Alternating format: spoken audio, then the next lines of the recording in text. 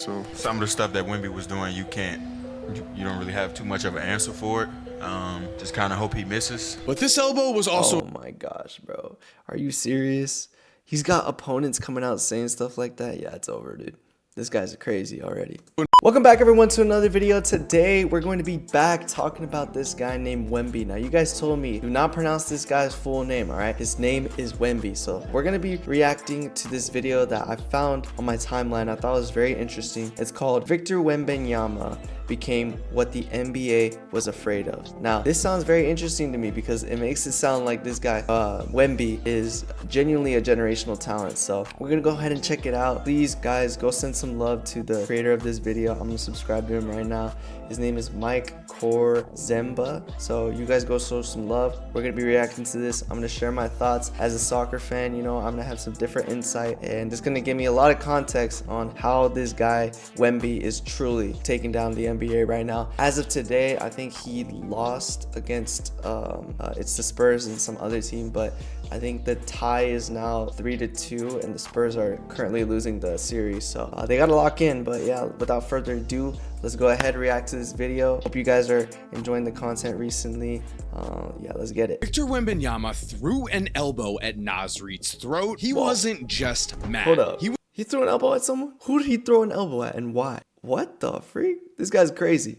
A question we never thought we'd ask. What happens if the NBA's most impossible alien skill set gets combined with the competitive psycho gene that pushed Michael Jordan and Kobe Bryant to all-time greatness? Because Wemby has the scars on his arm of a man who defenses have tried to physically... So I think that's what makes him so great. I think his mentality and the way he looks at the game is why people are saying that this guy is crazy. Because let's be honest, from the highlights, bro, this guy was cooking and everything, but if you got a mentality attached to that, bro, you can take this far, for real. Intimidate. We saw Minnesota try, but we also saw all series long Wemby responded. In game 5, he became the third youngest player with 25, 15, and 5 in a playoff game. And Anthony Edwards' face says it all. The NBA thought a young Wemby could be bullied, but instead, they've forced him to unleash his own dark side. A dark side that is quickly making him, in year 3, not only the best player in the entire NBA, but also a man who is actually ahead of... Nah, bro. Dude, he had no idea where the ball went. In the entire NBA, but also a man who is... Oh my gosh. Who's this guy? Gobert? Brother, you gotta wrap it up. I don't know if you just started your career or if you an all-time veteran, bro, but whatever it is, bro, you gotta wrap it up, bro. How are you getting done dirty like that, bro? That's insane. Actually ahead of the game's 2 GOATs when it comes to one.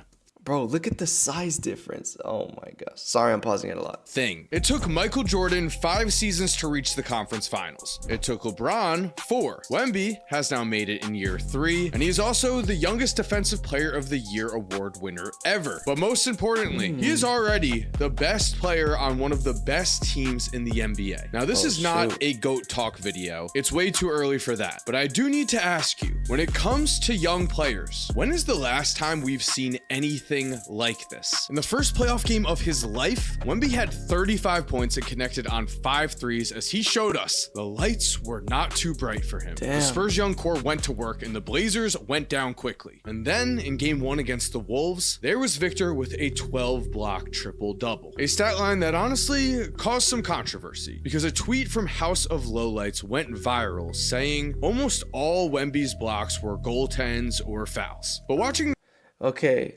This is where I need to like educate myself more, because like that looked clean to me, like right there. I don't really know if that was actually a foul or not, because like he got the ball, right? And it doesn't seem like he pushed him. It just kind of seems like he bited him, and since he's so big, he went flying.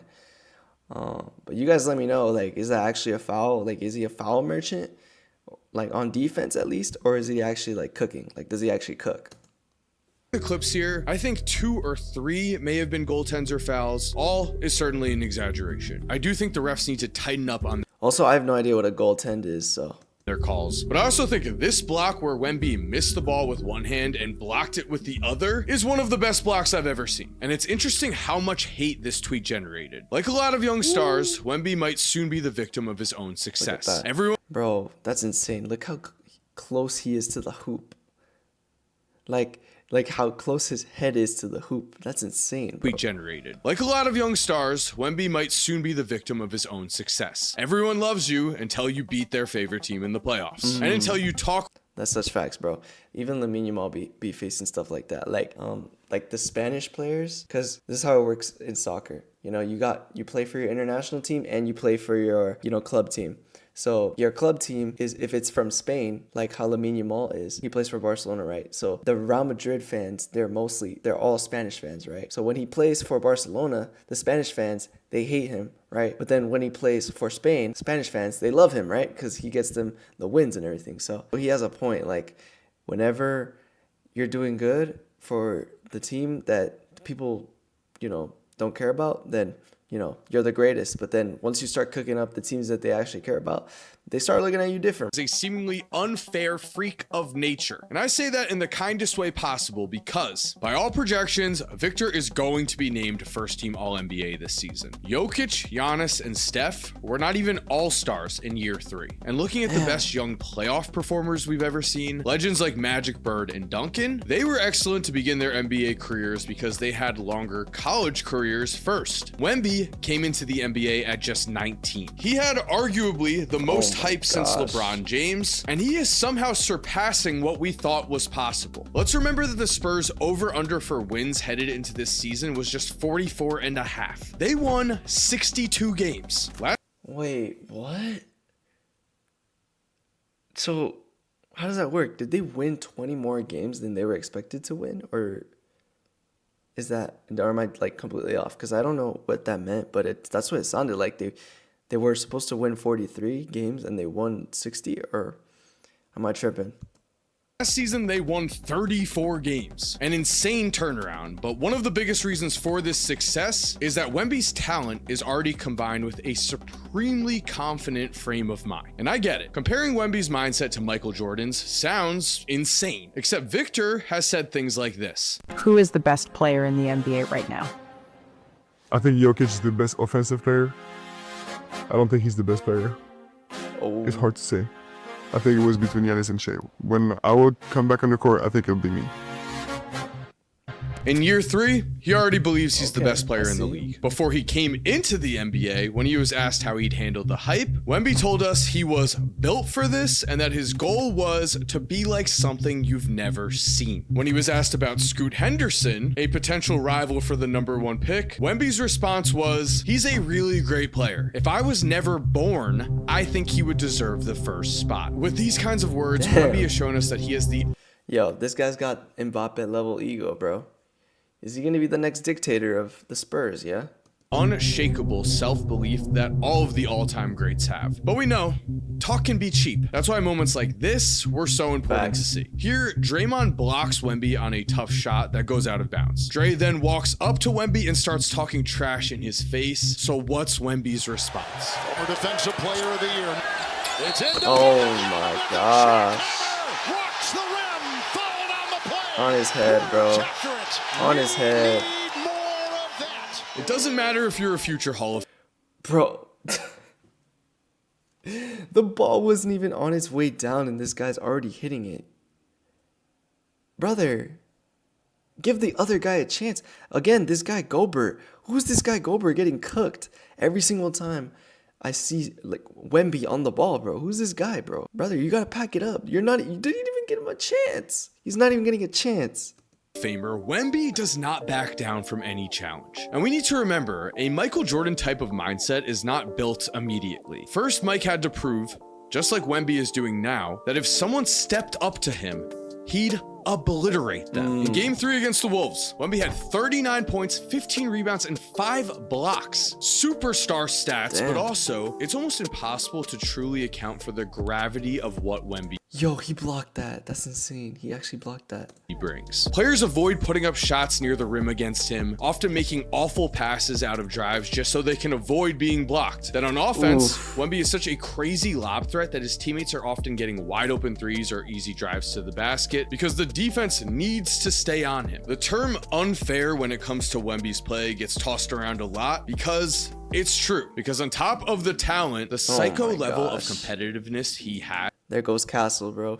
My boy Castle cooking it up as well. Has been just hiding in plain sight. We In saw fact, that against in the the Thunder, highlights. I would say Wemby targets these moments. In the regular season, watch here as Alex Caruso shoves Wemby with his offhand on a jumper. In the replay, we see after making the shot, Wemby yells and points right at Caruso in response. The Wolves tried to get physical. They tried to rough him up. They only poked the bear and paid the price. In Game 5, in a move that many felt was targeted to try and get Wemby to emotionally react again, Io walked up to Victor and got in his face, to which Wemby just started swatting away both Io and Ant's hands because he had learned. He has said for a long time his mission is to win championships, and his emotions needed to be used in the game, not with his elbow. Yeah, I feel like the rage baiting would have been maybe one of the strategies. Rage baiting. Yo, so this guy's Gen Z.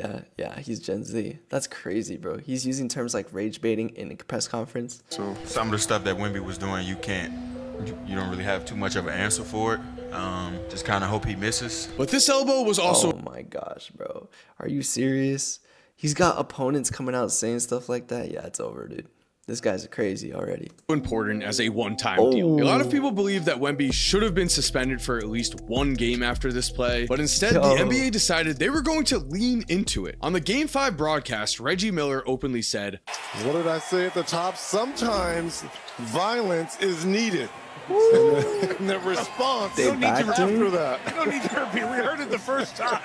you are definitely a 70s baby, Red. The NBA has been trying to take the league away from fights and trash talk for years, but as viewership fell, it appears the league has clearly changed their mind enough to allow some more physicality and trash talk in their game, which I love, and I also have no problem with a first-time offender in Wemby not getting suspended for a playoff game. You might think differently, but even if you do, I think you'll agree the competitive Michael Jordan, Kobe Bryant psycho gene that lies inside of Wemby is creating instant entertainment for all of us. When LeBron was on his path as the young GOAT, he moved quietly and wasn't calling out people directly. Wemby has decided that in order to be the best player he possibly can be, he needs to choose rivals and then destroy them. And who better than the Oklahoma City Thunder? After beating the Thunder this season, Wemby took shots directly at them by saying he was happy to be playing ethical basketball. I'm just glad to be part of something that's growing to be so beautiful and pure